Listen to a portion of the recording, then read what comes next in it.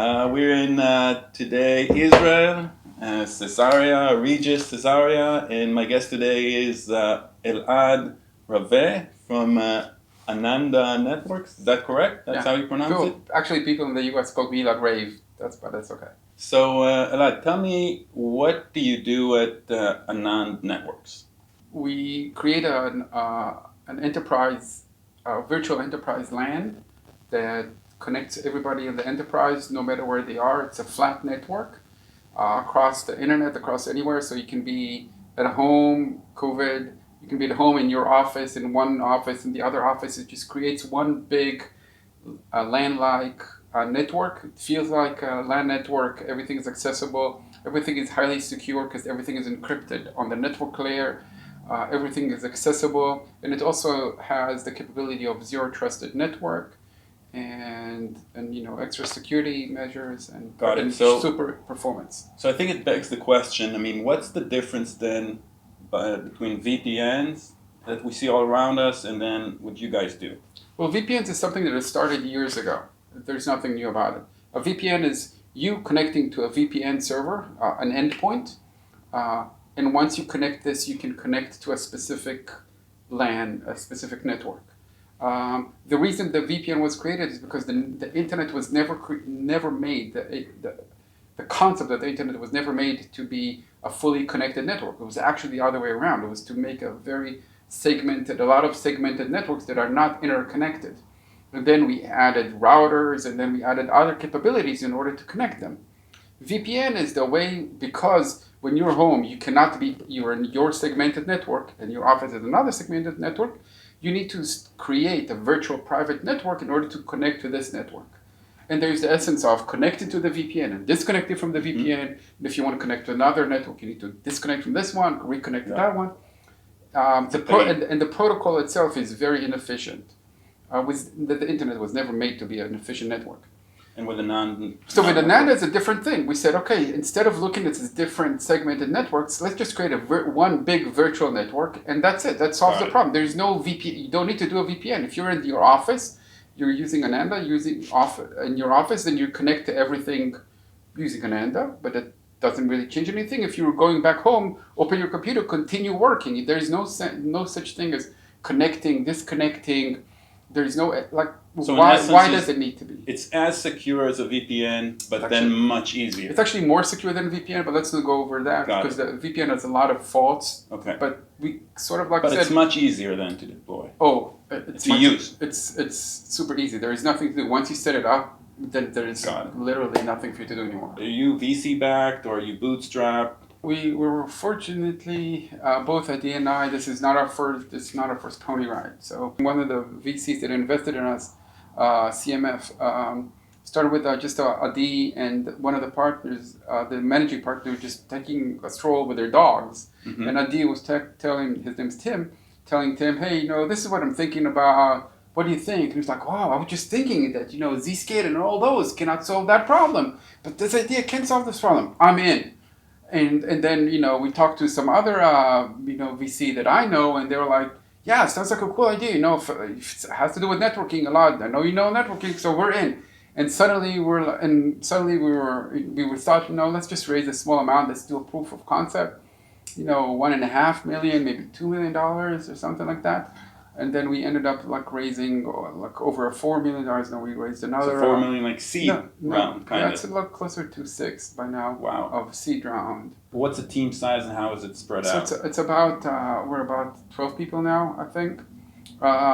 There are 3 people in the States. Myself, Adi, and Thomas, who is business development.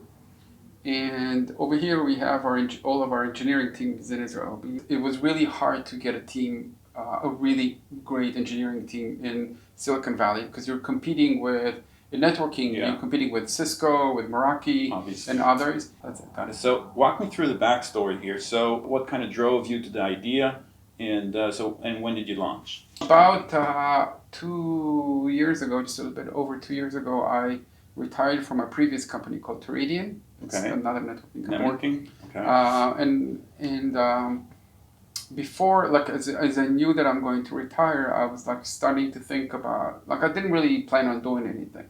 I happened to meet Adi through a mutual friend who said, you guys should meet. And I met Adi just because they asked me to, and Adi was like, I can't take this, Adi's a really well-known cybersecurity entrepreneur. And Adi was like, I can't take this cybersecurity anymore, everything's the same, these guys are doing this in blue, these guys are doing it in orange, but nobody's really solving the problem. I don't want to do cybersecurity anymore. I want to do something else. And I'm like, dude, you don't even know what you're talking about. The network is a mess. Nobody's really fixing the network. Everybody's complaining about the network. Nobody's doing anything. The network is a mess. And then we each went our separate ways. Then we started talking and we were like, you know what? I think we're looking at the same problem from different directions.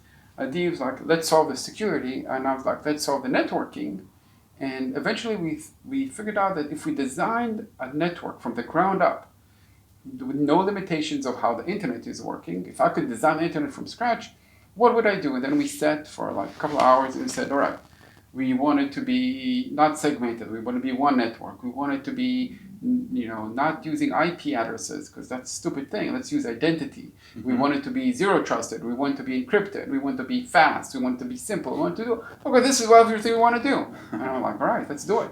How long did it take from when you started Ananda and until you had your first customer? I mean, from the first line of code until your first customer, roughly speaking. I think it took us about a year. About a year. That's not too bad. No. And no, to Iridian it was not even a year. Ah. So. And are you? I didn't break my own record. And was it a customer that you knew previously? Was it connections or just? It's always like that. Always, for me, always the first customer was either through a warm introduction mm-hmm. or somebody that I knew. Yeah. And this one was somebody that we got through an introduction.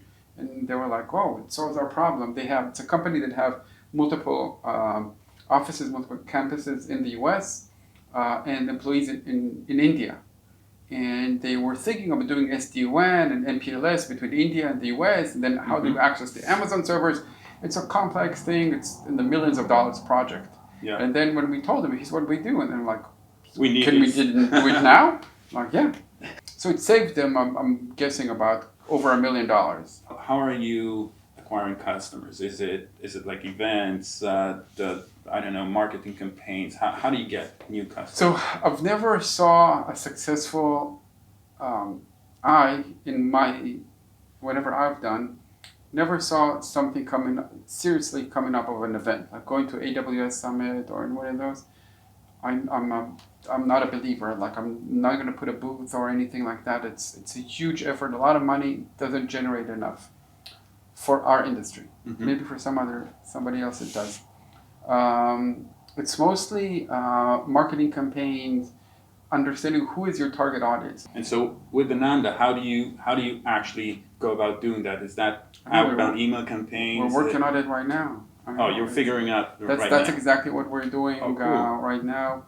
What's the sales tactic? Are you thinking about setting up inside sales division? Are you thinking about in the future? There are a few things that we're doing right now. There's an inside sales that we're classic phone demo, yeah, Zoom, whatever. Yeah, that's one thing. The second thing is working with partners. Okay. And MSPs. Let's talk a little bit about growth. What's the number one metric for you? Is it top line revenue? Top line revenue. Top line revenue. We're here to make money. It's a business. Right. I'm not afraid to say that. I'm not ashamed to say that. We're building a business. The amount of free users is irrelevant. Right. It's how many people pay. I always say that if you have a startup, you need to find a solution and you need to find a customer who's willing to use it. But once the customer is actually paying for this is where you know that you actually solve the pain, because people actually are willing to pay for it. Right. And that's how we measure success, by amount of people paying and the amount of money that we're making. Great. So top line is your metric, and then if I meet you, let's say in half a year in January 1, 2021, what percentage of growth would you be then happy with? You tell me, Ofer, I delivered. I mean, we grew. What's that percentage? If we get to $1 million ARR, that's a success for me. And to achieve that plan, do you need anything else at the moment in the company? Do you need to scale up the sales team? Is there any one thing you really need to kind of figure out in order to hit that goal? I think the one thing that I would say that we're missing is maybe somebody that will help the sales, like a sales engineer. The Sales engineer in the US. Yeah. Right. Sales engineers, networking, There you have even it. Israelis, come on over. So, If you're even thinking about maybe relocating later in your career, even better. what's the toughest thing about being a founder for I you? think the toughest thing about being a founder is being able to lead the company, whoever that is. You need to set an example. You always need to do things more than anybody else. Sometimes people mistake and think, oh, the founder's life is easy. Like he founded the company, Yeah. He gets a big paycheck, so we never get a big paycheck. And you need to do things more than everybody else. And you have more attention on you, more attention, like people look at you through a magnifying glass. You have to be more focused than anybody else. And then you also need to be able to lead people, you need to manage your board, you need to manage your investors. There's a lot of things you need to do. And then on the flip side, then what then though is the greatest thing for you about being a founder? Dude, I don't know why people want to be a founder. I'm doing this because this is what I've been doing all my life. You don't know anything else. It's like I've been a little bit. It's not the founder, but I wasn't happy with this. I'm like, this is what I do. This is what I'm good at. But but people ask me like, should I do this? I'm like, don't. It's really, really hard. And people think of, oh, I'm just sitting in coffee shops and I'm going to meetings and I'm sitting this and I'm flying all over the world. No, it's super tough. It's the craziest thing you want to do. It's a sign of insanity. If there's somebody on the fence, or thinking about being a founder, or a very early stage founder, what's your golden You tip should not for think that about being a person? founder. That should not be your goal. But if you're thinking about doing it, you're starting to think about making the leap. What would be like your golden tip for them? I mean, okay, they want it to be. I said there are 4 things you need to look at. Before you start any business, there are 4 things I call the 4 pillars. One is you need to see that there's actually a problem. How do you know that there is a problem? You talk to the potential customers and not ask them, hey, do you have a problem? And say, hey, can you describe me like what? And using a conversation, see if there's actual problem. The second thing is you need to see that you solve the problem. So you go back to those people who said that there's a problem. Say, hey, if I were to do this, will this solve the problem? And it's like, yeah. Then you potentially have something to solve the problem. You don't have to be the only one, but it's good to solve the problem. The third one is there a market? Because if you're if there's a huge problem for all the vets that treat dogs that are black with white dots, then maybe it's a big problem. Maybe it's a problem. Maybe you have a solution. But come on, what's the market size? Yeah. The fourth one is the most important one, and most Israeli startups miss that. Are people going to pay money for this? Because remember when I told you that a success is when somebody pays you for that? Yeah. So that's the key thing, because lots of people want to help. Say, yes, we have a problem. Yeah, that'll solve the problem. Market is obviously big, but once you say them, are you going to pay for this? You know what? I'm not really sure. It's important to see that they have a line item in the budget to solve that problem. That's when you know that you're targeting something. Final question then. Say tomorrow Ananda Networks is acquired.